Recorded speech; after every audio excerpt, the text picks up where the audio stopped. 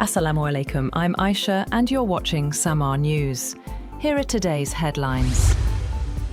Iranian President Dr. Masoud Pezeshkian is arriving in Pakistan today on a one-day official visit, his second official visit to Pakistan as the president. A high-level delegation, including ministers and senior officials, will accompany the Iranian president. Preparations for a dignified welcome have been completed in Islamabad, with the federal capital having been decorated with welcome banners and the flags of Pakistan and Iran. According to the Foreign Office, the visiting president will hold separate meetings with President Asif Ali Zardari and Prime Minister Shehbaz Sharif.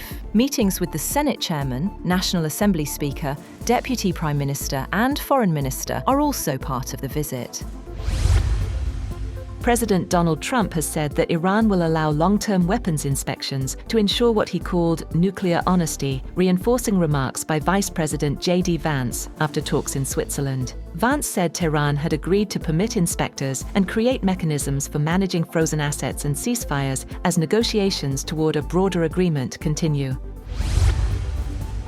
President Trump has once again warned Iran that he will do what I have to do if Tehran fails to abide by its interim agreement with Washington. Speaking to reporters, Trump said negotiations were still underway and the United States would monitor how the situation develops. He also claimed the Strait of Hormuz was now completely open and that Iran's frozen assets would be released to buy US commodities. However, the Iranian media said Tehran is under no obligation to purchase agricultural inputs from the US under the current MOU.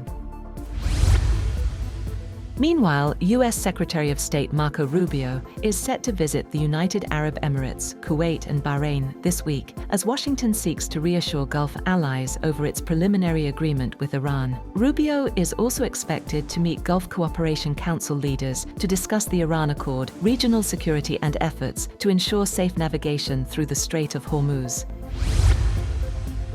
Lebanon heads into a new round of talks with Israel in Washington, with Beirut determined to press ahead with direct negotiations. A Lebanese official was skeptical that any tangible progress would come out of the negotiations, which are set to last for 3 days. He said there remains a fundamental problem of trust between Lebanon and the Israelis in these talks, as the former cannot fulfill the latter's demands. Lebanon has said that one of its key goals in the talks would be securing an Israeli military withdrawal, but top Israeli officials have said that troops would remain in southern Lebanon indefinitely.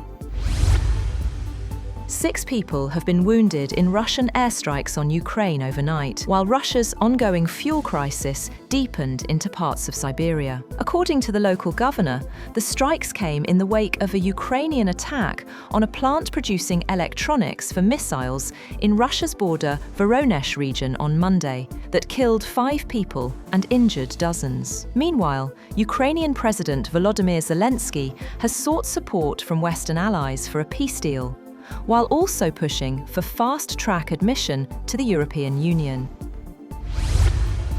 At least 18 people have died in France, including 2 children left in a hot car as a heatwave hangs over Europe, smashing temperature records in several cities. As schools in France closed or modified timetables, forecasters in Britain predicted temperatures could break records for June this week. The temperature in Bordeaux, in France's western wine country, rose to 41.9 degrees Celsius, breaking a record set last August. In Spain's San Sebastian, the temperature was set to reach 40 degrees, more than double the city's historic average for June 22nd.